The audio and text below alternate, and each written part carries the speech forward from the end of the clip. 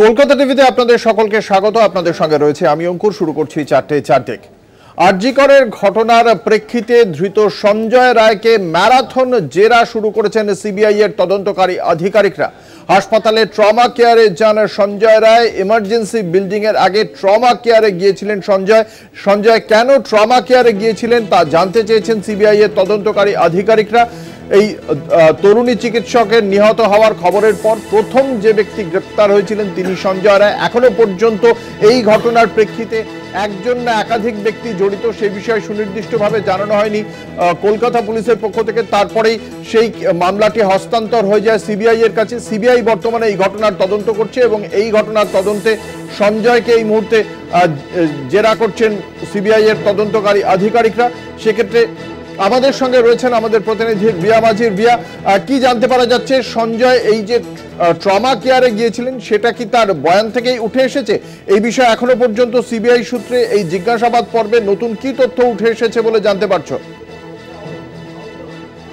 দেখো, তোমাকে জানিয়ে রাখবো এই মুহূর্তে সিবিআই এর হাতে কিছু চাঞ্চল্যকর তথ্য যেমনটা দেখা যাচ্ছে যে সিবিআই তাকে যে তদন্ত সিবিআই করছে অর্থাৎ তাকে লাগাতার যেমন জেরা করা হচ্ছে, অন্যদিকে তাকে কিন্তু তার যে সিসিটিভি বিভিন্ন সময়ের সিসিটিভি খতিয়ে দেখা হচ্ছে এবং যেমনটা আমি বলেছিলাম যে একদম সারা দিনের সিসিটিভি খতিয়ে দেখা হচ্ছে। কখন সঞ্জয় গিয়েছিল, কোথায় কোথায় গিয়েছিল, শুধু কি সে এমার্জেন্সি বিল্ডিং এর 4 তলাতেই গিয়েছিল নাকি আরো অন্য কোথাও যাওয়ার পরে তারপরে এই সেমিনার হল অব্দি পৌঁছেছিল, সেই তদন্ত করতে গিয়ে সিবিআই এর হাতে চাঞ্চল্যকর তথ্য যে 4 তলায় যাওয়ার আগে, সেমিনার বিল্ডিং এ যাওয়ার আগে ঠিক 3:40 নাগাদ ট্রমা কেয়ারে গিয়ে পৌঁছায় সঞ্জয় এবং সেখানে 10 থেকে 12 মিনিট স্টে করেছিল সেই ট্রমা কেয়ারে। কেন গিয়েছিল ট্রমা কেয়ারে এবং এই 3:40 আমরা জানি যে প্রায় 4টে নাগাদ সে এমার্জেন্সি বিল্ডিং এ যায় এবং সেই 4টে নাগাদ যাওয়ার আগে ঠিক আগে 3:40 নাগাদ ট্রমা কেয়ারে গিয়েছিল। সেখান থেকে 10 থেকে 15 মিনিট মানে হচ্ছে 3:55 অব্দি এই ট্রমা কেয়ারে ছিল সঞ্জয়। কি কারণে সে ট্রমা কেয়ারে গিয়েছিল, কেন গিয়েছিল, কারণ নির্দেশে গিয়েছিল নাকি এই যে কুকর্ম সে হত্যাজনক ঘটনা সেই কারণের জন্যই সে এই ঘটনা ঘটানোর জন্যই ট্রমা কেয়ারে গিয়েছিল? এই সমস্ত বিষয় কিন্তু ইতিমধ্যেই খতিয়ে দেখছে সিবিআই আধিকারিকরা এবং যে চাঞ্চল্যকর তথ্য সিবিআই এর হাতে এই মুহূর্তে যে ট্রমা কেয়ারে গিয়েছিল ধৃত সঞ্জয়, কেন গিয়েছিল এই নিয়ে কিন্তু লাগাতার জেরা করা হচ্ছে সঞ্জয়কে। একেবারে ধন্যবাদ। আমাদের সঙ্গে ছিলেন আমাদের প্রতিনিধি রিয়া মাঝি।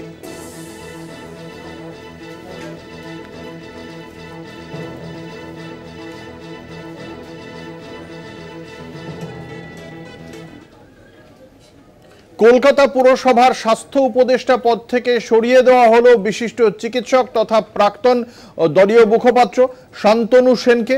শান্তনু সেন দীর্ঘদিন ধরে এই পদে ছিলেন এবং তিনি তৃণমূল কংগ্রেসের মুখপাত্রের দায়িত্ব থেকেও তাকে সম্প্রতি অব্যাহতি দেওয়া হয়েছে। আরজি কর কাণ্ডের প্রেক্ষিতে সম্প্রতি যেভাবে মুখ খুলেছিলেন বিশিষ্ট চিকিৎসক শান্তনু সেন, তারপরেই তাকে সেই দায়িত্ব থেকে অব্যাহতি দেয় তার দল, তেমনটাই আমরা দেখতে পেয়েছি এবং সেই বিষয়ক সাংবাদিক সম্মেলন করেও তৃণমূল কংগ্রেসের পক্ষ থেকে জানানো হয়েছিল। এবার কলকাতা পুরসভায় যে দায়িত্ব সামলাচ্ছিলেন বিশিষ্ট চিকিৎসক শান্তনু সেন, সেখান থেকেও তাকে সরিয়ে দেওয়া হলো এবং আরজি কর নিয়ে তিনি মুখ খোলায় দল অস্বস্তিতে পড়েছে। সেই কারণেই এই ঘটনা বলে প্রাথমিকভাবে মনে করছে রাজনৈতিক মহল। তৃণমূল কংগ্রেসের মুখপাত্রের পদ থেকে সরিয়ে দেওয়ার পর এবার কলকাতা পুরসভার স্বাস্থ্য উপদেষ্টার পদ থেকেও সরিয়ে দেওয়া হলো শান্তনু সেনকে।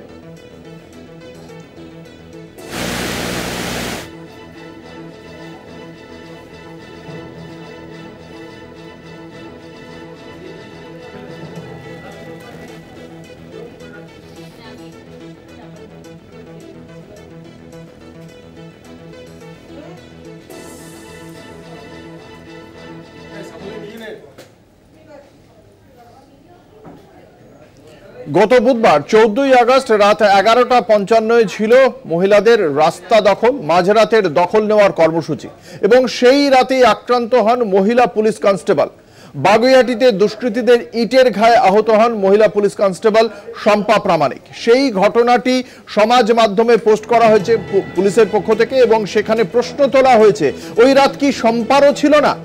এমনই প্রশ্ন তুলে সোশ্যাল মিডিয়ায় পোস্ট করেছে রাজ্য পুলিশ। ঘটনার তীব্র নিন্দা করা হয়েছে সব মহল থেকেই। একই সঙ্গে এই ঘটনার প্রেক্ষিতে রাজ্য সরকারকে খোঁচা দিয়েছেন বিরোধী দলনেতা শুভেন্দু অধিকারী। আক্রান্ত কনস্টেবল শম্পা প্রামাণিক তিনি কি বলেছেন শোনাবো।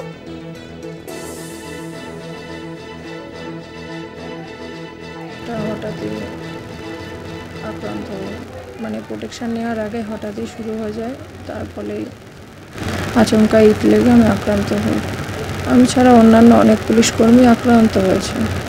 এখন শারীরিক অবস্থা আগের থেকে একটু ভালো, তবে চোখের ব্যাপার একটু তো সেন্সিটিভ রয়েছে, ওপর নিচে ভালো রকম আঘাত হয়েছে, সার্জারি অপারেশন হয়েছে। আমাদের চাকরিটাই এমন যে ভয়ের কোনো ব্যাপার নেই, তবে পরবর্তীতে আরো ভালো প্রোটেকশন নিয়ে যেন কাজটা করতে পারি সেই দিকে লক্ষ্য রাখবো। আপনারা শুনলেন শম্পা প্রামাণিকের বক্তব্য। সেদিন রাতে যেভাবে দুষ্কৃতীদের ইটের গায়ে আহত হয়েছিলেন এই মহিলা পুলিশ কনস্টেবল শম্পা প্রামাণিক, সেই বিষয়টি নিয়ে প্রশ্ন তুলে দেওয়া হয়েছে রাজ্য পুলিশের পক্ষ থেকে।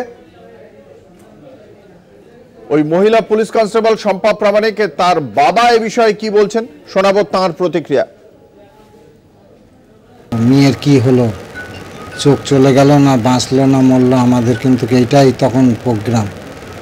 এই যে তারপরে আস্তে আস্তে আস্তে আস্তে তবে আমরা জানতে পারলাম এই ঘটনা হয়েছে। সুরক্ষা দিতে গিয়ে আর একটা মেয়ে সুরক্ষা দিতে গিয়ে আর একটা মেয়ে চলে যাবে, এটা তো উচিত নয়। যেহেতু আমার বাড়ি এখানে, মেয়ে কাজ করবে কলকাতায়, আর কলকাতায় যা ব্যাপার হচ্ছে, জায়গা তো খুব একটা যে ভালো তাও আমরা বলবো না। প্রশাসনের উপর আস্থা রাখছি। হ্যাঁ, প্রশাসনের উপর আমরা আস্থা রাখছি।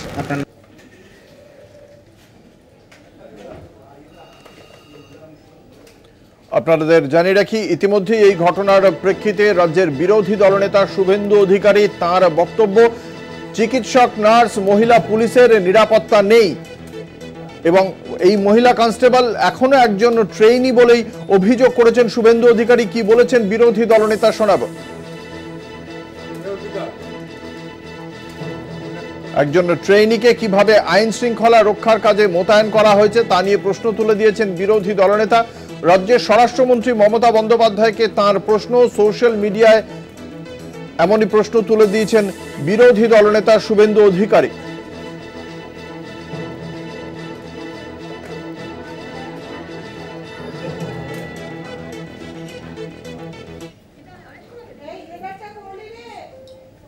আরজিকরের ঘটনায় উত্তপ্ত রয়েছে গোটা রাজ্য এবং আজকেও আরজিকর হাসপাতালের সামনে থেকে নাগরিক সমাজের পক্ষ থেকে একটি মিছিল কর্মসূচির আয়োজন করা হয়েছে। সেখানে সেই ঘটনার তরুণী চিকিৎসকের মৃত্যুর প্রতিবাদের পাশাপাশি তারপরে যে দুষ্কৃতী তাণ্ডব হয়েছে তার বিরুদ্ধেও তীব্র প্রতিবাদ জানানো হয়েছে নাগরিক সমাজের পক্ষ থেকে। আপনারা দেখতে পাচ্ছেন সেই ছবি, আরজিকর হাসপাতালের সামনে নাগরিক সমাজের এই মিছিল আজকে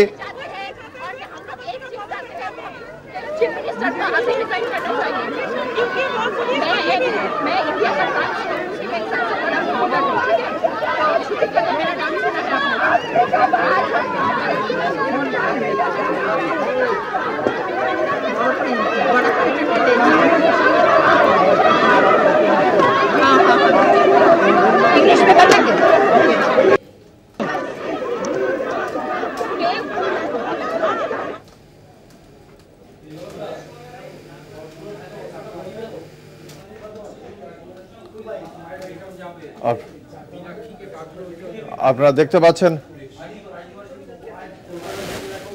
কলেজ স্কয়ারের সামনে থেকে শুরু হওয়া এই নাগরিক মিছিলকে বাধা দিয়েছে পুলিশ এবং সেখানেই পুলিশের সঙ্গে তাদের বচসাও হয়। আরজিকরের ঘটনার প্রতিবাদীরা আজকে কলেজ স্কয়ারের সামনে জড়ো হলে, সেখানে সমবেত হলে পুলিশ তাদের অগ্রসর হতে বাধা দেয় এবং সেখানেই তাদের সঙ্গে বচসা হয়েছে পুলিশের বিরুদ্ধে ক্ষোভ উগরে দিয়েছেন তারা। যেখানে একজন তরুণী চিকিৎসক হোক বা একটি গোটা হাসপাতালে নিরাপত্তা দিতে পারে না কলকাতা পুলিশ, সেখানে তাদের এই প্রতিবাদ কর্মসূচিকে বাধা দেওয়াকে কেন্দ্র করে সরব হয়েছেন বিক্ষোভকারীরা। আপনারা দেখতে পাচ্ছেন সেই ছবি, কলেজ স্কয়ারে নাগরিক সমাজের পক্ষ থেকে মিছিল করা হচ্ছে। আরজিকরের ঘটনার প্রতিবাদী তাদের এই মিছিল।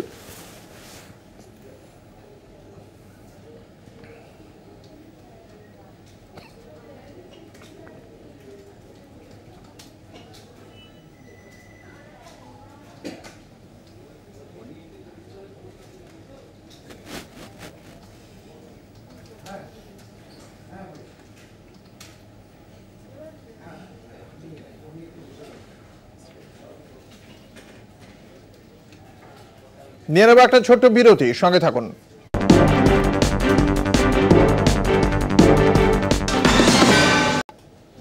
কলকাতা পুলিশের ৪র্থ ব্যাটালিয়নের ব্যারাকে সিবিআই, এই ব্যারাকেই থাকতো ধৃত সঞ্জয় রায়।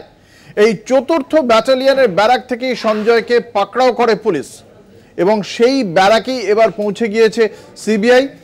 একজন সিভিক ভলান্টিয়ার হয়ে কলকাতা পুলিশের ৪র্থ ব্যাটালিয়নে থাকতেন সঞ্জয় রায়। ঠিক কিভাবে এটা সম্ভব হয়েছিল তা নিয়ে আগেও প্রশ্ন উঠেছিল। আমাদের সঙ্গে রয়েছেন আমাদের প্রতিনিধি শাকিল মুস্তাক। শাকিল এই মুহূর্তে রয়েছেন সিজিও কমপ্লেক্সে, সিবিআইয়ের যে কার্যালয় রয়েছে সল্টলেকে, সেখানে সরাসরি চলে যাব। শাকিল, এখনো পর্যন্ত এই বিষয়ে সিবিআই এর কাছে কি তথ্য উঠে এসেছে, কি জানতে পারছো সিবিআই সূত্রে?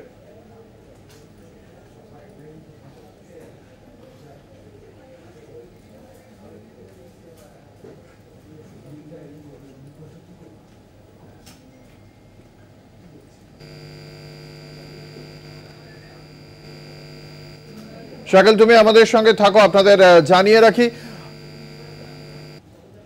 এই সঞ্জয় রায় আরজিকরে তরুণী চিকিৎসক হত্যার ঘটনায় এখনো পর্যন্ত একমাত্র যাকে গ্রেপ্তার করা হয়েছে সেই সঞ্জয় রায়। তিনি ৪র্থ ব্যাটালিয়নের যে ব্যারাক, সেই ব্যারাকেই থাকতেন এবং সেই ব্যারাক থেকেই তাকে গ্রেপ্তার করা হয়েছিল। আজকে সেই ব্যারাকে যায় সিবিআই এর তদন্তকারী আধিকারিকরা এবং ফলে খুব স্বাভাবিকভাবেই প্রশ্ন উঠছে যে এই ব্যারাকে কি করে স্থান হয়েছিল একজন সিভিক ভলান্টিয়ার হয়েও, যা পুলিশের জন্য নির্ধারিত, একজন সিভিক ভলান্টিয়ার হয়ে সেখানে কি করে থাকতেন সঞ্জয় রায়, সেই নিয়ে প্রশ্ন আগেও উঠেছিল। আমাদের সঙ্গে রয়েছেন আমাদের প্রতিনিধি শাকিল মুস্তাক। শাকিল, কি জানতে পারা যাচ্ছে সিবিআই সূত্রে? এখনো পর্যন্ত সিবিআই এই যে গিয়েছিল আজকে ৪র্থ ব্যাটালিয়নের ব্যারাকে, সেখান থেকে কি নতুন তথ্য উঠে এসেছে? সকালেই সিবিআই এর একটি টিম, তারা বেশ কিছু নথিপত্র নিয়ে এবং সেন্ট্রাল ফোর্স নিয়ে কিন্তু তারা বিধাননগরের যে ৪র্থ ব্যাটালিয়ন কলকাতা পুলিশের ব্যারাক আছে সেই ব্যারাকেই কিন্তু গিয়েছিল। মূলত সেখানে সঞ্জয় রায় প্রধান মূল অভিযুক্ত। সেই সঞ্জয় রায় ওখানেই থাকতো, ওখান থেকেই কিন্তু কলকাতা পুলিশ তাকে কিন্তু গ্রেফতার করে।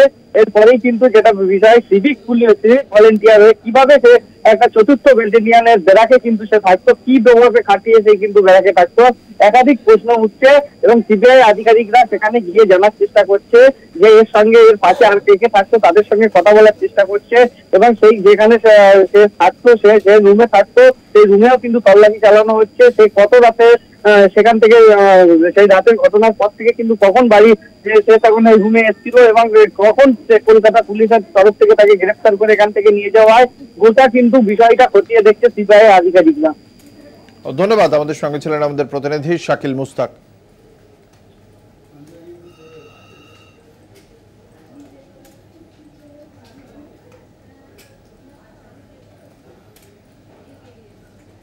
সিবিআই স্ক্যানারে আরজিকর হাসপাতালের প্রাক্তন অধ্যক্ষ সন্দীপ ঘোষ, আজ ফের সিজিও কমপ্লেক্সে আরজিকরের প্রাক্তন অধ্যক্ষ সন্দীপ ঘোষকে তলব করা হয়। শুক্রবার দুপুর থেকে রাত পর্যন্ত ম্যারাথন জিজ্ঞাসাবাদ করা হয় তাকে। যদিও সন্দীপ ঘোষের বক্তব্য তাকে গ্রেপ্তার করা হয়নি। আজ সিজিও কমপ্লেক্সে সিবিআই এর যে কার্যালয় রয়েছে সেই কার্যালয়ে প্রবেশ করার ঠিক আগে একথাই তিনি জানিয়েছেন উপস্থিত সাংবাদিকদের। তার বক্তব্য, তাকে গ্রেপ্তার করা হয়নি, তাকে দ্বিতীয়বার তলব করা হয়েছে। কালকে দুপুর থেকে রাত পর্যন্ত ম্যারাথন জিজ্ঞাসাবাদের পর আজকে ফের তাকে তলব করা হয়। সেখানে সিবিআই এর কার্যালয়ে প্রবেশের আগে কি বলেছেন প্রাক্তন অধ্যক্ষ সন্দীপ ঘোষ শোনাবো। সন্দীপ বাবু, গতকাল জিজ্ঞাসাবাদ, সন্দীপ বাবু কি বলবেন?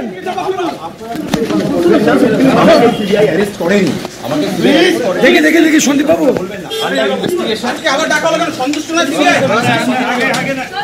সন্দীপ বাবু গতকাল জিজ্ঞাসাবাদ, সন্দীপ বাবু কি বলবেন?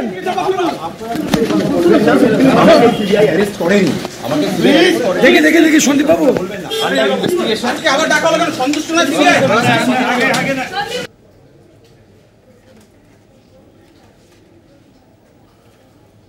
সন্দীপ ঘোষের কাছে সিবিআই এর তদন্তকারী আধিকারিকদের একগুচ্ছ প্রশ্ন। এই সন্দীপ ঘোষ যেহেতু প্রাক্তন অধ্যক্ষ হিসেবে ঘটনার সময় উপস্থিত ছিলেন, তার প্রথম প্রতিক্রিয়া কি ছিল? পরিবারকে আত্মহত্যার কথা যে বলা হয়েছে সে কথা কি জানতেন সন্দীপ? এরকমই একগুচ্ছ প্রশ্ন রয়েছে সন্দীপ ঘোষের জন্য। গতকাল দুপুর থেকে রাত পর্যন্ত তাকে ম্যারাথন জিজ্ঞাসাবাদ করা হয়, সেই জিজ্ঞাসাবাদের পরেও আজকে ফের তাকে তলব করা হয়েছে। আমাদের সঙ্গে রয়েছেন আমাদের প্রতিনিধি শাকিল মুস্তাক। শাকিল, আজ গতকাল দুপুর থেকে রাত এবং আজকে ফের তলব করা হয়েছে আরজিকর হাসপাতালের প্রাক্তন অধ্যক্ষ সন্দীপ ঘোষকে। ঠিক কি কি প্রশ্নের সম্মুখীন হতে হচ্ছে, সিবিআই সূত্রে কি জানতে পারছো? তোমাকে জানিয়ে রাখি যে আরজিকর মেডিকেল কলেজের প্রাক্তন অধ্যক্ষ সঞ্জীব ঘোষকে গতকাল কিন্তু তলব করা হয়। সে তলবে সাড়া না দিলে কিন্তু তার ফোনের টাওয়ার লোকেশন ট্র্যাক করে বাইপাসের ধার থেকে তার গাড়ি থেকে নামিয়ে কিন্তু সিবিআই এর আধিকারিকের গাড়িতে তাকে তুলে নিয়ে সিজিও কমপ্লেক্সে আসা হয়। তাকে দীর্ঘক্ষণ বসিয়ে রাখা হয়। তারপরেই কিন্তু 9:30 থেকে, সূত্রের যেটি খবর, রাত 9:30 থেকে তাকে জিজ্ঞাসাবাদ প্রক্রিয়া চালানো শুরু করা হয়। এরপরেই রাত 1:30 নাগাদ তাকে ছেড়ে দেওয়া হয়। এরপরেই কিন্তু তিনি সে বেলেঘাটার বাড়িতে চলে যান। সেখান থেকে আবার পরের দিন সকালবেলা, কিন্তু আজ সকালবেলা সিবিআই এর আধিকারিকরা তাকে তলব করে। এরপরেই কিন্তু সে সিজিও কমপ্লেক্স সকাল 11টা নাগাদ আসে এবং সংবাদ মাধ্যমের প্রশ্নের উত্তর তিনি দেন যে তদন্তে আমি সহযোগিতা করছি সিবিআই কে এবং তদন্তে সব রকম সহযোগিতা করব। আমাকে কিন্তু সিবিআই গ্রেফতার করেনি। এরপরেই কিন্তু সিজিও কমপ্লেক্সের সিবিআই দপ্তরে তাকে সে চলে যায়। এরপরেই কিন্তু বেশ কিছু প্রশ্নমালা তার জন্য তৈরি করা হয়েছে। গতকাল যে পড়ুয়ারা এবং সেই রাতের কর্মরত যে স্টাফরা ছিল সেই স্টাফরা কিন্তু জিজ্ঞাসাবাদ করে গতকাল। এরপরেই জিজ্ঞাসাবাদ করার পরে তাদের যে বয়ান, সেই বয়ান কিন্তু রেকর্ড করে রাখা হয়েছে সন্দীপ ঘোষকে, এবং যে জিজ্ঞাসাবাদ করা হবে সেই বয়ানের সঙ্গে মিলছে কি সন্দীপ ঘোষের বয়ান, সেই সবগুলো খতিয়ে দেখবে সিবিআই আধিকারিকরা।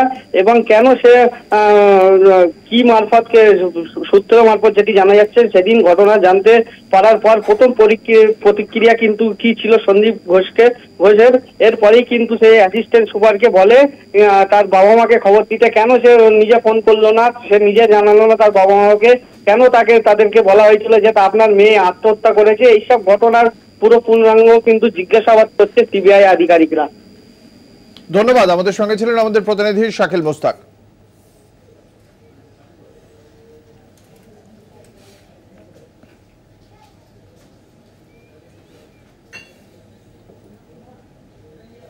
আরজিকর হাসপাতালে আজ ফের সিবিআই এর তদন্তকারী আধিকারিকরা 3D স্ক্যানার নিয়ে আরজিকর হাসপাতালে সিবিআই এর তদন্তকারী আধিকারিকরা পৌঁছে গিয়েছেন এবং সেখানে জরুরি বিভাগে 3D স্ক্যানার নিয়ে আজকে যান তদন্তকারী আধিকারিকরা। ঠিক কোন কোন বিষয়গুলি তারা খতিয়ে দেখেন তা অবশ্যই গুরুত্বপূর্ণ, কারণ এর আগেও আমরা দেখেছিলাম তদন্তকারী আধিকারিকদের একটি দল এর আগেও 3D স্ক্যানার নিয়ে আরজিকর হাসপাতালে পৌঁছেছিল এবং সেখানে সেদিন গিয়েও তারা বিভিন্ন জায়গা 3D স্ক্যানার দিয়ে খতিয়ে দেখেন। আমরা এই মুহূর্তে সরাসরি চলে যাব আরজিকর হাসপাতালে, সেখানে রয়েছেন আমাদের বিশেষ প্রতিনিধি দেবজ্যোতি ঘোষ। দেবজ্যোতি, কি জানতে পারা যাচ্ছে? দেখো অঙ্কুশ, 11:30টার সময় সিবিআইয়ের 3 আধিকারিক এবং তারা কেন্দ্রীয় বাহিনী নিয়ে তারা কিন্তু প্রবেশ করেন এবং 3D যে স্ক্যানার, সেই স্ক্যানার নিয়ে তারা প্রবেশ করেছেন। আমি আমার ক্যামেরা পার্সনকে দেখাতে অনুরোধ করব, এই এমার্জেন্সি গেট দিয়ে 11:30 নাগাদ তারা প্রবেশ করেছেন। প্রায় 4 ঘন্টার বেশি তারা কিন্তু একেবারে এমার্জেন্সি থেকে 4 তলা পর্যন্ত যে রাস্তাগুলো দিয়ে ভেতরে ঢোকা যায় এবং যে রাস্তাগুলো দিয়ে বাইরে আসা যায় সমস্ত জায়গায় 3D স্ক্যানারে তারা বন্দি করছেন। কারণ সেদিন যে ঘটনা ঘটেছিল ভোর 3টে থেকে 5টার মধ্যে, সেদিনে তারপরে ঘটনার পরে যে দুষ্কৃতীরা এই ঘটনা ঘটিয়েছেন তারা কিভাবে বেরিয়েছিলেন, তাদের কোনো নমুনা সংগ্রহ করা যায় কিনা, সেই দিক থেকেই কিন্তু সিবিআই আধিকারিকরা নজর দিচ্ছেন। কারণ এর আগে 3D স্ক্যানার দিয়ে কলকাতা পুলিশ সেখানে এসেছিল, তারপরে সিবিআই আধিকারিকরা এসেছিলেন। আজকে কিন্তু একেবারে নিশ্চিদ্র নিরাপত্তা ব্যবস্থা করা হয়েছে আরজিকর হাসপাতালের। কারণ গত বুধবার রাত্রে যে ঘটনা ঘটেছিল সেই ঘটনার যাতে পুনরাবৃত্তি না হয় সেই জন্য কিন্তু পুলিশের পক্ষ থেকে পদস্থ কর্তারা রয়েছেন এবং কয়েক হাজার পুলিশ কর্মীকে নিয়োগ করা হয়েছে আরজিকর হাসপাতালের। একেবারে কড়া নিরাপত্তা ব্যবস্থার মধ্য দিয়ে যেমন আরজিকর হাসপাতালের সিবিআই আধিকারিকরা তদন্ত করছেন, তেমনি কিন্তু যে এমার্জেন্সির সামনে ডাক্তারি পড়ুয়া ছাত্ররা যে আন্দোলন করছিলেন সেই আন্দোলনও চলছে। অর্থাৎ অত্যন্ত গুরুত্বপূর্ণ, সিবিআইয়ের পক্ষ থেকেও যেমন তদন্ত হচ্ছে, তেমনি ডাক্তারি ছাত্ররা তাদের কিন্তু যে আন্দোলন ছিল সেই আন্দোলন তারা চালিয়ে যাচ্ছেন। এবং অন্যদিকে আজকে আইএমের পক্ষ থেকেও আরজিকর হাসপাতাল থেকে একটি মিছিল তারা ধর্মতলা পর্যন্ত করেছেন।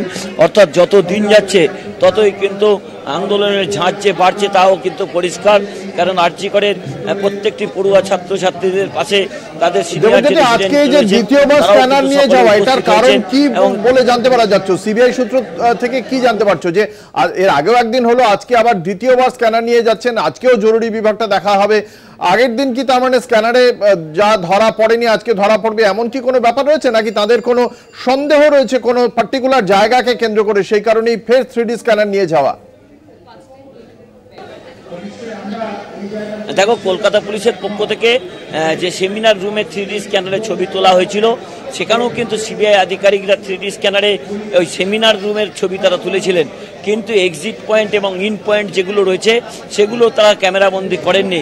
সেই জায়গাগুলোতেই তারা ক্যামেরাবন্দি করতে চাইছেন এবং তাদের কাছে অত্যন্ত গুরুত্বপূর্ণ যে নথি কিছু পাওয়া যায় কিনা, অর্থাৎ যে সেদিন যে দুষ্কৃতী দল ঢুকেছিল বা দুষ্কৃতীরা ছিল তারা কোনটা দিয়ে বেরিয়েছিল এবং কোনটা দিয়ে প্রবেশ করেছিল, সেখানে কোনো তাদের নমুনা পাওয়া যায় কিনা সেটাই তারা বিশ্লেষণ করার জন্যই কিন্তু আবার নতুন করে এসেছেন।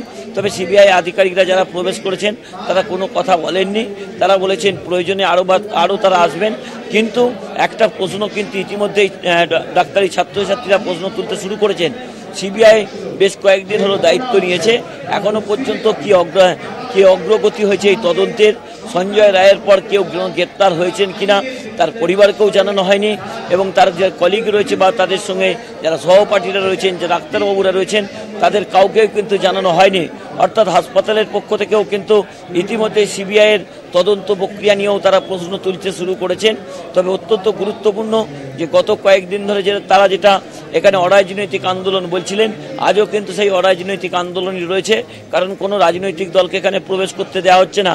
দেখো, বুধবার যে ঘটনা ঘটেছে তারপরে কিন্তু যে আরজিকর হাসপাতালের এমার্জেন্সির সামনে বিভিন্ন রাজনৈতিক দলের যে ক্যাম্পগুলো ছিল যেখানে বসে তারা অবস্থান করছিলেন, সেই ক্যাম্পগুলো কিন্তু পুলিশের পক্ষ থেকে সরিয়ে দেওয়া হয়েছে, সেখানে পুলিশ পিকেট বসানো হয়েছে।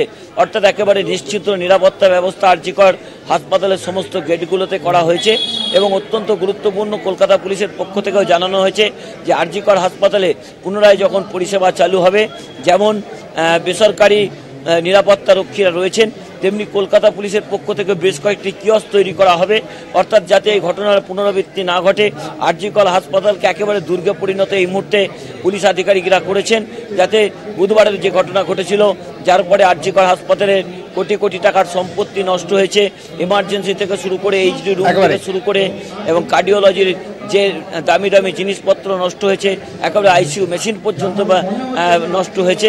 সেই জায়গাতেই কিন্তু নতুন করে যাতে কোনো ঘটনা না ঘটে সেই জন্যই কিন্তু তদন্তকারীদের পক্ষ থেকেও যেমন কলকাতা পুলিশের সঙ্গে কথা বলে নিরাপত্তা বাড়ানো হয়েছে, তেমনি কিন্তু আরজিকরে বেশ কয়েকটি ক্ষুদ্র ক্ষুদ্র চিত্র আজকে ধরা পড়েছে। যেমন সিবিআই আধিকারিকরা তদন্তের জন্য 3D স্ক্যানার নিয়ে আরজিকর হাসপাতালের একেবারে এমার্জেন্সি গেট থেকে 4 তলা পর্যন্ত, সেমিনার রুম পর্যন্ত যে প্রবেশের জায়গা এবং বেরোনোর যে জায়গাগুলো আছে সেগুলো যেমন ছবি তারা বন্দি করেছেন, তেমনি কিন্তু এখানে ছাত্রছাত্রীদের যে আন্দোলন চলছিল ডাক্তারি পড়ুয়াদের, সেই আন্দোলন কিন্তু এখনো চলছে। অন্যদিকে পুলিশি নিরাপত্তাও কিন্তু আরজিকর হাসপাতালে বাড়ানো হয়েছে। ঘটনা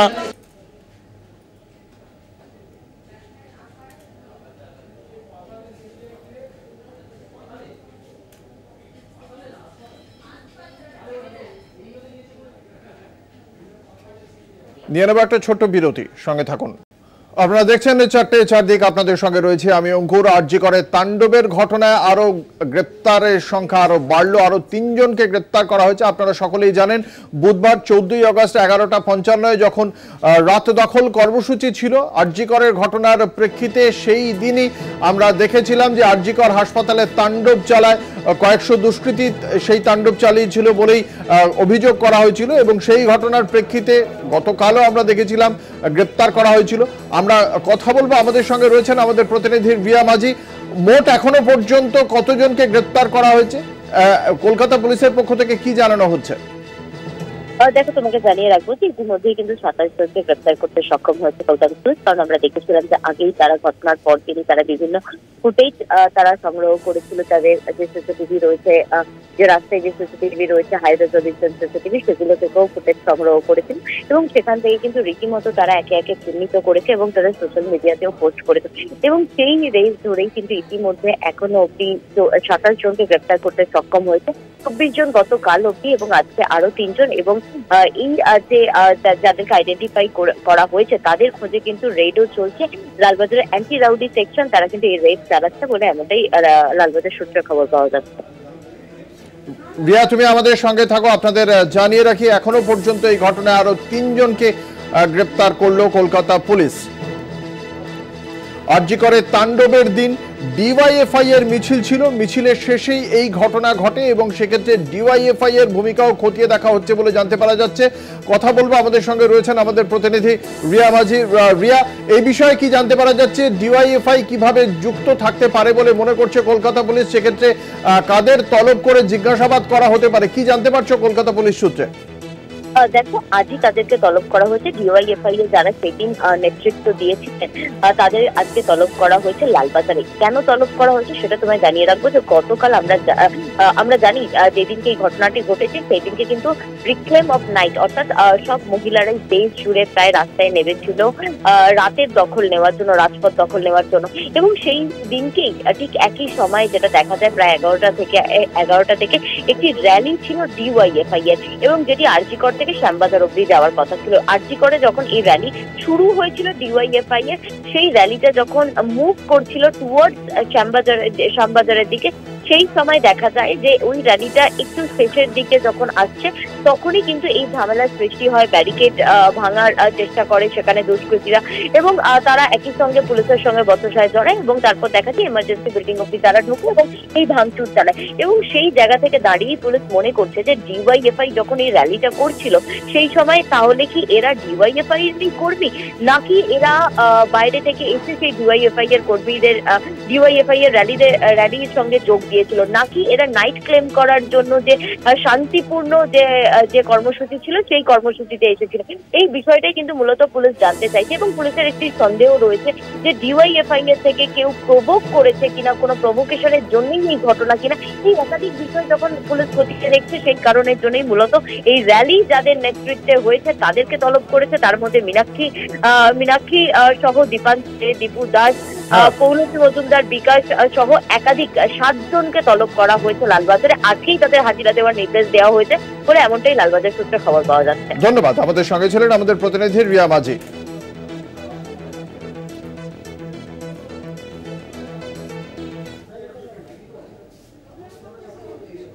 আরজি করের তরুণী চিকিৎসক খুনের ঘটনার প্রেক্ষিতে সেমিনার রুমে খুন নিয়ে সন্দেহ প্রকাশ করা হয়েছে এবং এ বিষয়ে পুলিশের গাফিলতি নিয়েও প্রশ্ন তুলছে ওই পরিবার, এমনটাই এখনো পর্যন্ত জানতে পারা যাচ্ছে। বিশদে জানবো এই বক্তব্যের প্রেক্ষিতে আমাদের সঙ্গে রয়েছেন আমাদের প্রতিনিধি জয়ন্ত মজুমদার। জয়ন্ত, পরিবারের পক্ষ থেকে ঠিক কি অভিযোগ, কি জানতে পারছো তাদের সঙ্গে কথা বলে? তাদের সঙ্গে কিন্তু দুপুরবেলা কথা হয়েছে এবং তারা যেমনটা দাবি করছেন যে এই যে একটা সেমিনার রুম নিয়ে কিন্তু ইতিমধ্যেই এক তথ্য প্রকাশ্যে আসছে যে সেমিনার রুমে তার দেহটাকে নিয়ে আসা হয়েছে কিনা, নাকি তাকে আলাদা অন্য কোনো জায়গায় খুন করে তারপরে সেমিনার রুমে নিয়ে আসা কিনা। এই যে একটা বিষয় নিয়ে যখন ধোঁয়াশা চলছে সেই সময় দাঁড়িয়ে ঠিক এই ধোঁয়াশায় কিন্তু সন্দেহ প্রকাশ করলেন মৃত চিকিৎসকের পরিবারের লোকেরা এবং তার বাবা এবং মা এমনটাই বলছেন, সন্দেহ প্রকাশ করে বলছেন যে তাকে হয়তো অন্য কোনো ডাক্তার রুমে হয়তো খুন করা হতে পারে এবং তারপরে সেমিনার রুমে কিন্তু তার দেহটা নিয়ে আসা হতে পারে। এবং শুধু তাই নয়, তার মেয়ে যেতে পারতো না। হ্যাঁ জয়ন্ত, ধন্যবাদ। আমাদের সঙ্গে ছিলেন আমাদের প্রতিনিধি জয়ন্ত মজুমদার। কি বলা হচ্ছে পরিবারের পক্ষ থেকে শোনাবো।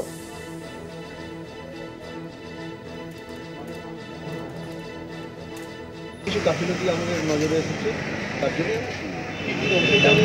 আমরা তো পুলিশ তদন্ত করছি এবং সিবিআই ব্যাপারটা দেখছি এবং মহিলা কমিশনের সাথে বন্ধ করে দিয়ে গেছে। নিশ্চয়ই কোনো কিছু দেওয়ার চেষ্টা হচ্ছিল। আমার মেয়েকে যে এখন তো মনে হচ্ছে ওখানে যে মার্ডার করেছে এর কোনো মানে একটু সন্দেহ প্রকাশ হতে পারে। তার জন্যই হয়তো প্রমাণ লোপাটা দিয়েছিল। হ্যাঁ বলেছিল 11টা 15 মিনিটে যখন বলেছিল তখন বলে আমরা সেমিনার জন্য একটু খাওয়া দাওয়া। না আমরা দিই, আমরা বলি টোটাল ডিপার্টমেন্টকে আমরা দায়ী করছি। বলেছে আরজি করে যেতে আর ভালো লাগে না। কি বলতো? আরজি করে যেতে আর ভালো লাগে না। ডিপার্টমেন্টের গাফিলতি না থাকতো। হ্যাঁ বলেছি, বলে যে ওখানে যা করবো আমি যেটুকু আমার মানে এমডি করার জন্য যেটা শেখার সেটা আমার তো শেখাই হয়ে গেছে, এখন শুধু যাই কাজ করি চলে আসে। হয়তো আমি জানি না এই ভারতীয় দণ্ডবিধিতে তথ্য প্রমাণ লোপাট করা একটা অপরাধ। নিশ্চয়ই সিবিআই ব্যাপারটা দেখবে। ডিপার্টমেন্টের গাফিলতি না থাকলে আজ পর্যন্ত ডিপার্টমেন্ট আমাদের সঙ্গে কোনো কথা বলেনি। আজকে 8-9 দিন হয়ে গেল ডিপার্টমেন্ট যাদের দায়িত্বে আমি মেয়েটাকে ওখানে পাঠিয়েছি তারা আমাদের সঙ্গে কথা বলেনি। উল্টায় প্রিন্সিপাল বলছে আমার ঘরে আসতে হবে, আমার সঙ্গে কথা বলতে হবে। সিএম এসেই বলেছেন যে আসল দোষী ধরা পড়ে গেছে বললেই আমি বলেছি না, আমি ওকে আসল দোষী মনে করছি না দিদি। আসল দোষী ও যদি বাইরের ভেতরের কেউ না থাকলে ও কি করে জানলো রাতে আমার মেয়ে সেমিনার রুমে রয়েছে? ম্যাডাম তখন মাথা নিচু করে বললেন যে এটা আমারও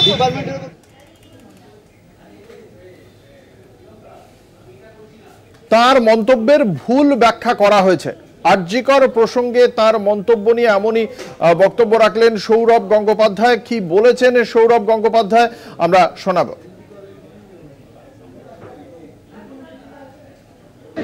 আরজিকরের ঘটনাটাকে আপনি বলেছিলেন বিক্ষিপ্ত ঘটনা, এখনো কি আপনি সেই কথাতেই অনড়? আমি গত রোববার বোধহয় আমি বলেছিলাম, আমি জানি না এটা কীভাবে কনস্ট্রুড হয়েছে বা ব্যাখ্যা করা হয়েছে। হ্যাভ সাইড যেটা আগেও বলেছিলাম যে ইটস আ টেরেবল থিং, সে জিনিসটা এখন অনেক এগিয়েছে। সিবিআই পুলিশ ইনভেস্টিগেট করছে, স্পেশালি সিবিআই ইনভেস্টিগেট করছে। It's very shameful actually what has happened. আর আশা করব সিবিআই যারা এটা ইনভেস্টিগেট করছে, once they find the culprit, strict punishment দেওয়া উচিত। এমন পানিশমেন্ট যাতে মানুষ এসব করার কথা জীবনে নাও ভাবে। That is very important. The punishment has to be very very severe.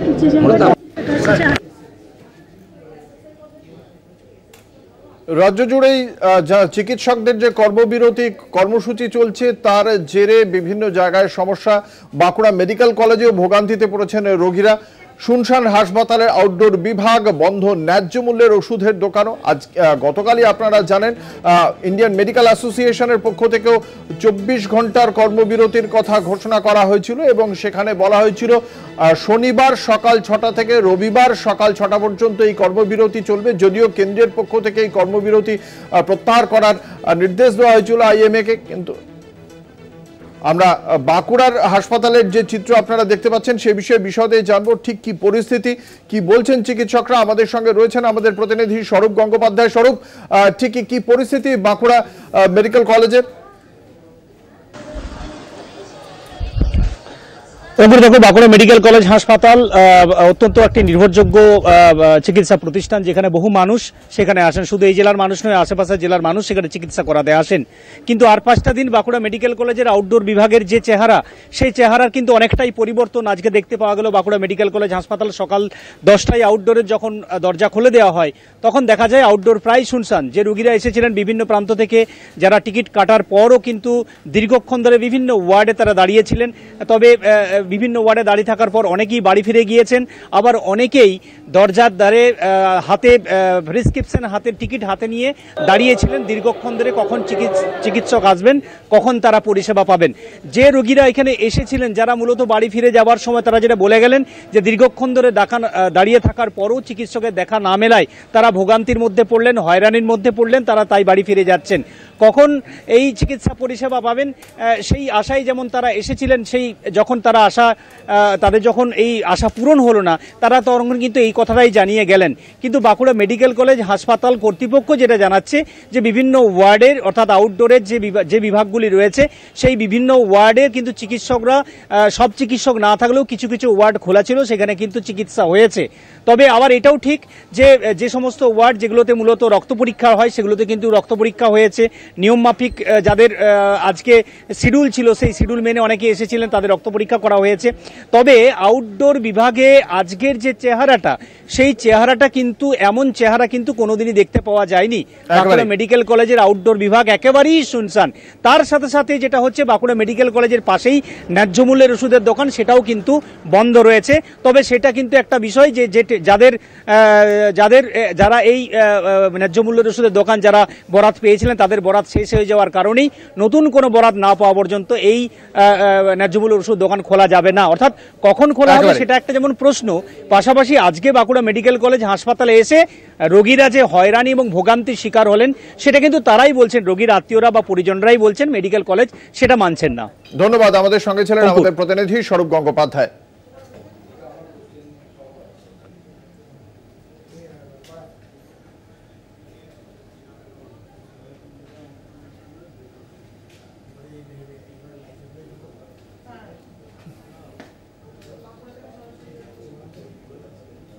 দক্ষিণ 24 পরগনার বারুইপুর সুপার স্পেশালিটি হাসপাতাল, সেখানে মানবিক চিত্র। রোগী পরিষেবা দিচ্ছেন চিকিৎসকরা। ডক্টরস অ্যাসোসিয়েশনের পক্ষ থেকে কর্মবিরতি জারি থাকলেও পরিষেবা পাচ্ছেন রোগীরা।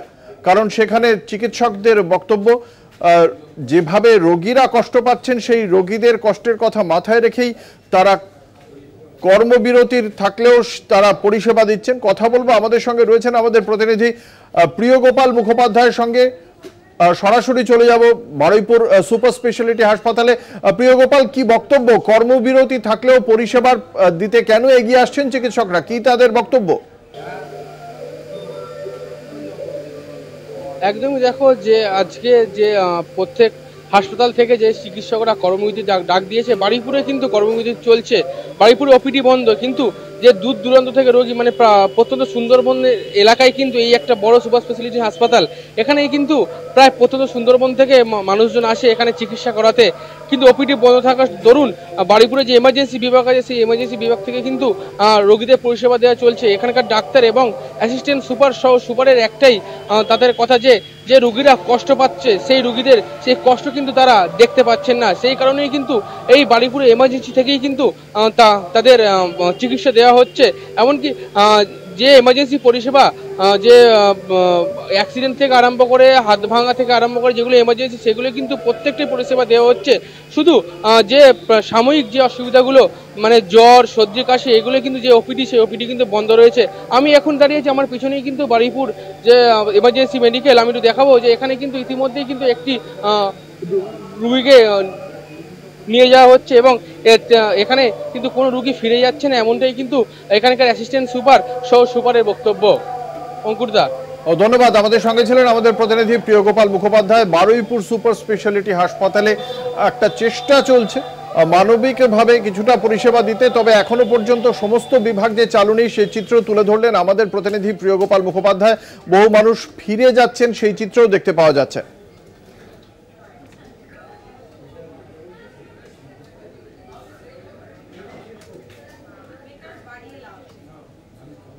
আরজিকর কাণ্ডের জেরে অচল অবস্থা রাজ্যের বিভিন্ন হাসপাতালে। বর্ধমানের কালনা মহকুমা হাসপাতালে আউটডোর বন্ধ রয়েছে। অস্থায়ী আউটডোর চালু করে পরিষেবা চালু করেছেন চিকিৎসকরা। শনিবার আউটডোর বন্ধ রেখে কর্মবিরতির ডাক দেওয়া হয়েছে ইন্ডিয়ান মেডিকেল অ্যাসোসিয়েশনের পক্ষ থেকে। আমাদের সঙ্গে রয়েছেন আমাদের প্রতিনিধি চন্দন সেনগুপ্ত। চন্দন, কি বলছেন চিকিৎসকরা সেখানে? দেখো, ইন্ডিয়ান মেডিকেল অ্যাসোসিয়েশনের পক্ষ থেকে আজকে সারা দেশব্যাপী কর্মবিরতির ডাক দেওয়া হয়েছিল। সেই মতো কিন্তু সকালবেলা থেকে আমরা যে ছবিটা দেখলাম, কাটোয়া, কালনা এবং বর্ধমান জেলার বেশ কিছু হাসপাতাল, তার সঙ্গে বর্ধমান মেডিকেল কলেজ হাসপাতাল, সেখানে যে ছবিটা দেখা গেল, কর্মবিরতি যেমন তারা রেখেছে, আউটডোর বন্ধ, তালা মারা, ঠিক পাশাপাশি তারা একটা অস্থায়ী শিবির গড়ে তুলেছেন একদিনের জন্য একটা ঘরের ভেতর, যেখানে প্রত্যেকটি বিভাগের প্রত্যেকটি ডাক্তার রয়েছে এবং তারা রোগী দেখছেন। আমরা রোগীদের প্রশ্ন করেছিলাম, এই যে কর্মবিরতি চলছে, তা আপনারা কিছু জানেন? বললো, না, আমাদের তো কোনো সমস্যা হয়নি, আমরা এখানে দিব্যি পরিষেবা পাচ্ছি। এবং ডাক্তারদের দিকে প্রশ্ন করা হলে ডাক্তাররা বলেন যে কাটোয়া, কালনা এবং বর্ধমান জেলায় বিভিন্ন হাসপাতালে আপনারা এই একই ছবি দেখতে পাবেন, যেখানে ডাক্তাররা পরিষেবা দিচ্ছে। কারণ হচ্ছে, ডাক্তাররা যখন ডাক্তারি পাস করার আগে তারা একটা প্রতিজ্ঞাবদ্ধ হয়, মানুষের সেবার জন্য নিযুক্ত হয়। সেই কারণে সেবা দিতে তাদের আগে এগিয়ে আসতে হবে, সেই কারণে সেবা কখনো বন্ধ করা যায় না। সেই দিক দিকটা নজর রেখে আমরা যাতে মানুষ পরিষেবা পায়, কর্মবিরতি একদিকে যেমন চলছে, লোক দেখছে যে আউটডোর বন্ধ আছে, কিন্তু পাশাপাশি আমরা অন্য একটা অস্থায়ী শিবির করে সেখানে আউটডোর চালাচ্ছি এবং সেখানে বহু মানুষ আসছে এবং যে সমস্ত এমার্জেন্সি পেশেন্ট আছে তাদেরকেও দেখা হচ্ছে, কোথাও কোনো রোগী ফেরত যাচ্ছে না। চন্দন, তুমি পরিস্থিতির উপর নজর রাখো। ধন্যবাদ। আমাদের সঙ্গে ছিলেন আমাদের প্রতিনিধি চন্দন সেনগুপ্ত।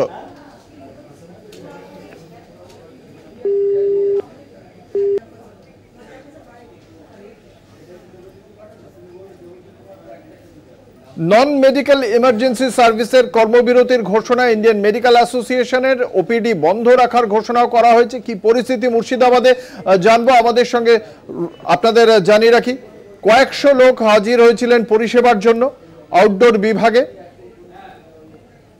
আমাদের সঙ্গে রয়েছেন আমাদের প্রতিনিধি কল্যাণ চন্দ্র। কল্যাণ, কি পরিস্থিতি সেখানে? দেখো অঙ্কুর, সেটা হচ্ছে ইন্ডিয়ান মেডিকেল অ্যাসোসিয়েশনের যে আজকে পেন ডাউনের ঘোষণা হয়েছে, অর্থাৎ নন মেডিকেল ইমার্জেন্সি সার্ভিসের পেন ডাউন, সেই সময় ওপিডি বন্ধ করার কথা ছিল, কিন্তু মুর্শিদাবাদ মেডিকেল কলেজ হাসপাতালে সকাল থেকে ওপিডির টিকিট দেওয়া শুরু হয় এবং কিছু সিনিয়র চিকিৎসক তারা চিকিৎসা পরিষেবা শুরু করেন। কিন্তু সাধারণ মানুষ এবং তারা রোগীর সাথে এবং তাদের দাবি যে কয়েকদিন ধরে সিনিয়র চিকিৎসকেরা কর্মবিরতি চালিয়ে যাচ্ছেন, যার ফলে কিন্তু হাসপাতাল অচল অবস্থা হয়ে পড়েছে। দূর দূরান্তে রোগী এবং তাদের আত্মীয়রা কিছুতেই তারা চিকিৎসকদের কাছাকাছি যেতে পারছেন না, তারা চিকিৎসা পরিষেবা পাচ্ছেন না। তারপরে তারা কি দোষ করলো? সাধারণ মানুষ যারা দরিদ্র মানুষ, তারা চিকিৎসা করতে আসছেন দূর দূরান্তে 2 টাকার টিকিট কেটে, তারা পরিষেবা পাচ্ছেন না, তারা কি দোষ করলেন? আজকে করে যে ঘটনা তারা করছেন, কিন্তু তারা পরিষেবা কেন পাবেন না? এই ঘটনার জন্য কিন্তু এই মুহূর্তে তৃণমূল শহর তৃণমূল এবং বহরমপুর পুরসভার পক্ষ থেকে মিছিল করা হয়েছে। চেয়ারম্যান নারুগোপাল মুখোপাধ্যায় সেই মিছিল অংশগ্রহণ করেছেন, তারও বক্তব্য। দেখা যাক কি পদক্ষেপ করা হয় শেষ পর্যন্ত। ধন্যবাদ। আমাদের সঙ্গে ছিলেন আমাদের প্রতিনিধি কল্যাণ চন্দ্র।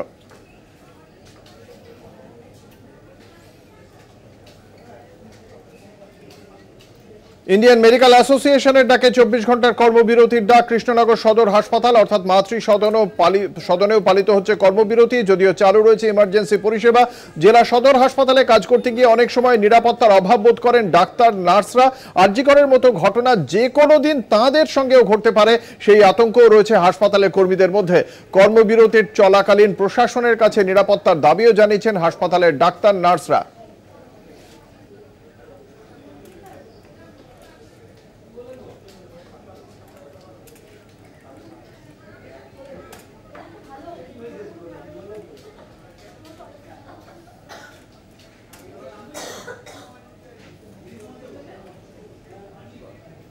আরজিকরে চিকিৎসককে ধর্ষণ ও খুনের বিচার চেয়ে জেলায় জেলায় চিকিৎসকদের কর্মবিরতি পালন।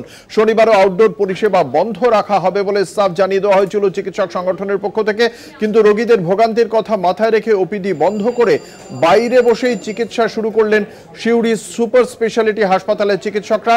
সকালেই নির্দিষ্ট সময় খুলে যায় সিউড়ি সুপার স্পেশালিটি হাসপাতালের আউটডোরের টিকিট কাউন্টার, কিন্তু ডাক্তারদের পক্ষ থেকে জানিয়ে দেওয়া হয় তারা আউটডোরে চিকিৎসা করবেন না, তাই হাসপাতালের বাইরে টেবিল পেতে রোগীদের চিকিৎসা করেন হাসপাতালের বেশ কয়েকজন চিকিৎসক।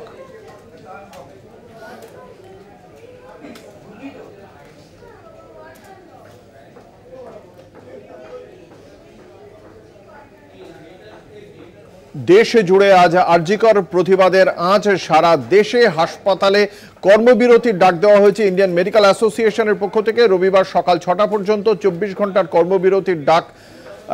তার জেরে বন্ধ আউটডোর, তবে জরুরি বিভাগে ছাড় রয়েছে। গোটা দেশের বিভিন্ন জায়গার ছবি আমরা তুলে ধরেছি আপনাদের সামনে। দিল্লি, গুয়াহাটি, জয়পুর, আহমেদাবাদ, গোয়া, কেরল, বিভিন্ন জায়গায় ইন্ডিয়ান মেডিকেল অ্যাসোসিয়েশনের ডাকে এই কর্মবিরতি পালন করা হচ্ছে।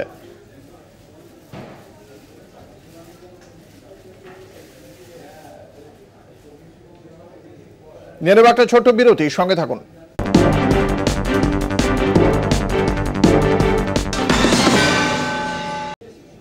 ধর্ষণ বিরোধী কড়া আইনের দাবি জানিয়ে কেন্দ্রীয় স্বরাষ্ট্রমন্ত্রী অমিত শাহকে চিঠি লিখলেন তৃণমূল কংগ্রেসের রাজ্যসভার সাংসদ সুখেন্দু শেখর রায়। ধর্ষণ কিংবা ধর্ষণ করে খুনের অভিযোগের সঙ্গে যে আইন, সেই আইনকে আরো কড়া করার দাবি জানিয়েছেন তিনি।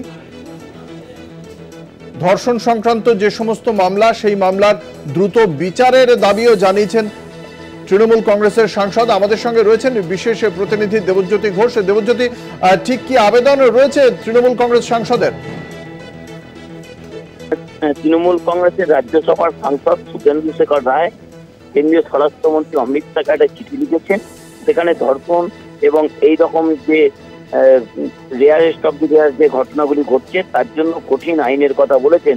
অত্যন্ত গুরুত্বপূর্ণ তিনি সেই চিঠি যেমন পাঠিয়েছেন, তেমনি কিন্তু সেই দিক থেকে গুরুত্বপূর্ণ যে তৃণমূল কংগ্রেসের পক্ষ থেকে অভিষেক বন্দ্যোপাধ্যায় এই ঘটনা ঘটার পরের দিনেই কিন্তু তিনি ডায়মন্ড হারবারে বলেছিলেন অবিলম্বে কেন্দ্রীয় সরকারের আইনকে সংশোধন করা উচিত, এই রকম ধর্ষকদের 7 দিনের মধ্যে এনকাউন্টার করে মারা উচিত, এবং রাজ্যের মুখ্যমন্ত্রী মমতা বন্দ্যোপাধ্যায় কঠিনতম সাজার কথা বলেছেন, ফাঁসির সাজার কথা বলেছেন। সেই দিক থেকে সুখেন্দু শেখর রায়ের এই চিঠি অত্যন্ত গুরুত্বপূর্ণ। তিনি বলেছেন রাজ্যসভা এবং লোকসভাতে আইন করা উচিত নতুন করে। আইনে কি কি বদলের কথা বলেছেন তিনি? আইনের বেশ কিছু ধারার বদলের কথা বলেছেন এবং 302 এর বেশ কিছু সংশোধনের কথাও কিন্তু সেখানে যেমন বলা হয়েছে, তেমনি বলা হয়েছে যে আইন রয়েছে সেই আইনের দীর্ঘমেয়াদী বিচার প্রক্রিয়া রয়েছে। একটা নতুন বা কঠিন আইন তৈরি করা হোক যাতে আপৎকালীন পরিস্থিতিতে এই আইনকে ব্যবহার করা যায়, যা অত্যন্ত গুরুত্বপূর্ণ। এই দীর্ঘমেয়াদী যে বিচার প্রক্রিয়ার কথা বলছো দেবজ্যোতি, সেক্ষেত্রে বিচার প্রক্রিয়া যাতে দ্রুত সম্পন্ন হয় তার জন্য কি দিশা দিয়েছেন রাজ্যসভার সাংসদ? দেখো, মূলত সেই চিঠিতে যে কথাগুলো লেখা হয়েছে যে ফাস্ট ট্র্যাক কোর্টে বিচার করতে হবে, বিশেষ আদালত তৈরি করতে হবে এবং আইনের বেশ কিছু সংশোধন রাখতে হবে, কারণ যখন চার্জশিট তৈরি হবে এই ঘটনার তখনই যেন সেই আইনগুলিকে প্রয়োগ করা হয়। অর্থাৎ একটা কঠিন আইনের কথা বলেছেন। এই আইনের কি ধারা হবে সে কিন্তু আইন যখন তৈরি হবে তখনই পরিষ্কার করে বোঝা যাবে। অর্থাৎ আপৎকালীন পরিস্থিতিতে যাতে এই বিচার প্রক্রিয়াগুলো হয়, যেমন এখানে যে রেয়ার ঘটনাটি ঘটেছে, যেভাবে নৃশংসভাবে একজন ডাক্তারি তরুণী ছাত্রকে শ্লীলতাহানি করা হয়েছে, তারপরে খুন করা হয়েছে, সেই জায়গাতে যাতে অতি দ্রুত বিচার পাওয়া যায় সেই জন্যই এই আইন পরিবর্তনের দরকার বলে রাজ্যসভার সাংসদ কেন্দ্রীয় স্বরাষ্ট্রমন্ত্রীকে চিঠি লিখেছেন। ধন্যবাদ। আমাদের সঙ্গে ছিলেন আমাদের বিশেষ প্রতিনিধি দেবজ্যোতি ঘোষ।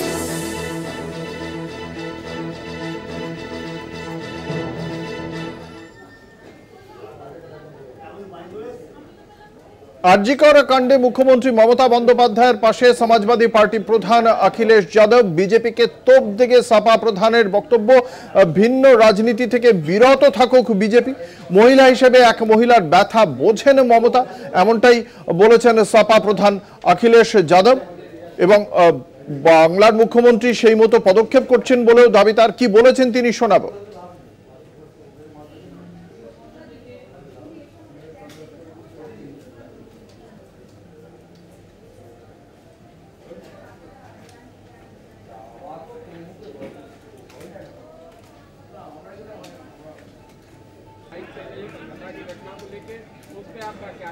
मैंने बोल दिया, हमारे पत्रकार साथी ने पूछा था।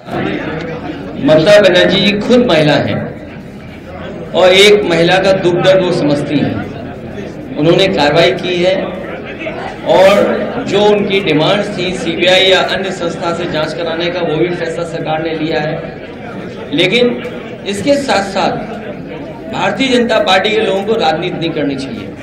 और अगर बंगाल के बारे में इतनी चिंता है, स्वाभाविक है जो घटना हुई है उस हिसाब से जो लोग डॉक्टर्स हैं सब लोग स्ट्राइक पे गए हैं, लेकिन बीजेपी को घटनाओं से राजनीतिक लाभ नहीं लेना चाहिए।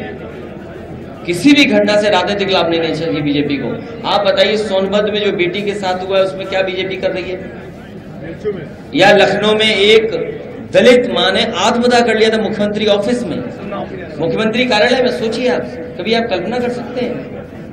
और फिर झूठा फंसाना। अगर आप पत्रकार हो, आपने तो खुद फेस किया है, आप सच्चाई से न्यूज चला देते थे, आप पे मुकदमा हुआ है। एक आध पत्रकार शायद यहाँ भी जेल गया था, बगल के जिले के जेल गए थे, नहीं बगल के जेल के गए थे और इसी जेल में रहे थे, आजमगढ़ की जेल में, याद होगा आपको। तो ऐसी भी सूचना है।